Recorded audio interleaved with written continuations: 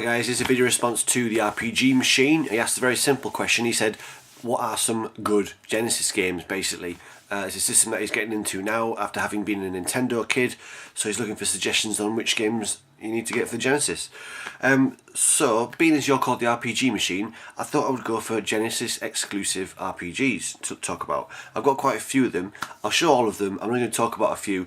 I've actually only played a few of these. There's a lot of games that I haven't played myself here, so I can't fully recommend them, other than based on nothing more than reputation.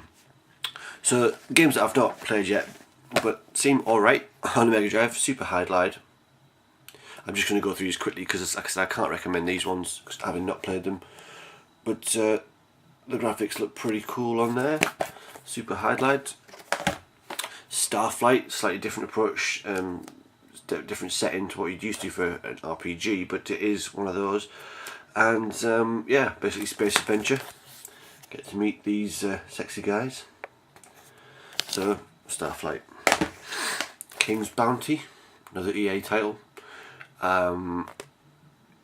Just looks like Wizards and Warriors, Genesis exclusive, I think. Yeah. King's Bounty.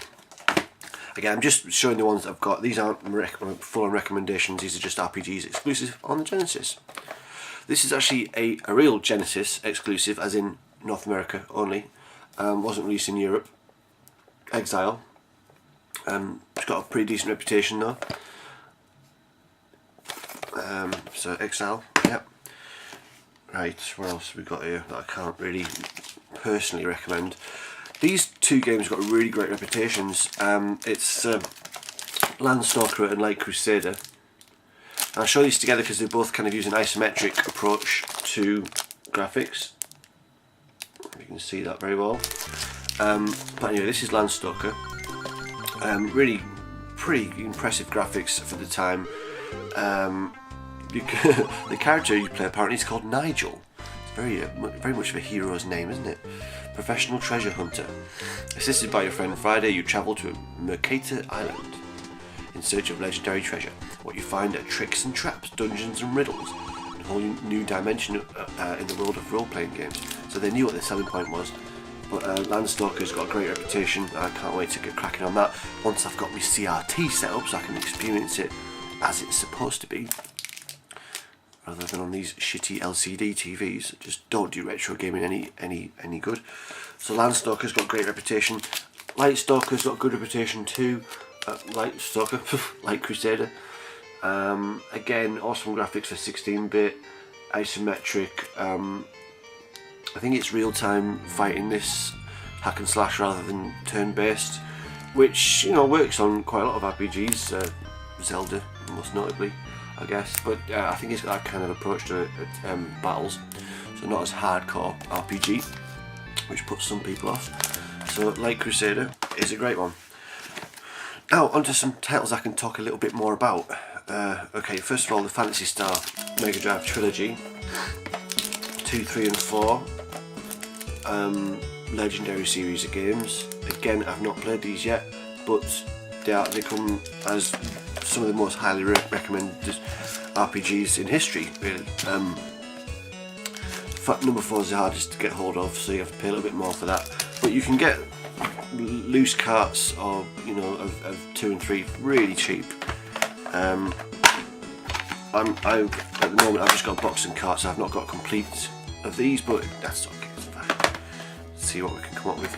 So yeah, but Phantasy Star 2, 3 and 4 is probably the most highly regarded series on the Mega Drive in terms of RPGs.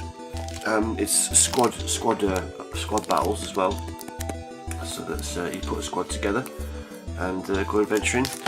You also put a squad together in Shining Force. Now this is the other, probably the most highly rated series of RPGs on the Mega Drive.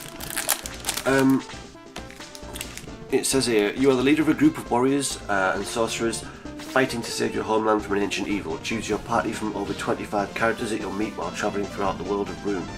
Real-time action meets role-playing strategy in Shining Force. So yeah, you can put your team together from up to a selection of 25 of them. So Shining Force 2. Now these are games that I can't actually talk about. because I've actually played them and loved them. So these 3 are my actual personal recommendations. So all the rest of these have got great reputations, really well critically acclaimed, but I've not played any of them, so I can't personally recommend them. But these I can. First, Shine in the Darkness. Excellent game. Very simple. Dungeon crawler. It's a grinder. There's but I love grinders because they're good multiplayer and multitasking games. I can be playing a grinder RPG whilst at the same time listening to YouTube videos, checking out new music, reading up on news. You can do little bits in between, so it's good for kind of multitasking. So I don't mind grinders. So Shining Force is really great. Yeah, straightforward, simple RPG. You're the RPG machine. I can recommend that. I know you're going to enjoy that if you haven't played it already. Next one is Solil, which is basically the Genesis's answer to Zelda. A link to the past. Yeah, it's basically an answer to the SNES Zelda. And you know what? It holds up really well. They've done a great job of making a kind of Zelda style game. No, it really is. It really is great. I recommend this. Enjoyed this a hell of a lot. I don't have anything bad to say about this. I mean, picture Zelda on SNES, that's what this is. Minus a few colours. I think SNES had a bit better colour palette. But yeah. There's nothing else to say about it. Solil is essential RPG for Mega Drive. So if you haven't played that yet, RPG Machine, go for it. But this is my favourite RPG of all time. So certainly of the Mega Drive. And it's the game that I had as a kid, and this is actually still my copy from when I was a kid. And it's I think it's the first RPG I played. Maybe that's why it's my favourite, I don't know, but it's one that sticks out in my head. I love its bits. Sword of Vermilion. Or Vermilion, I think, just in America or Japan. Sword of Vermilion, basically. Average reputation. I don't know why, it's amazing. You know, you're travelling through towns like that, obviously, like normal. Then you're out into the wild world where you have a map, a dungeon style exploration graphic. And when you fight battles, on boss battles, you fight these big buggers.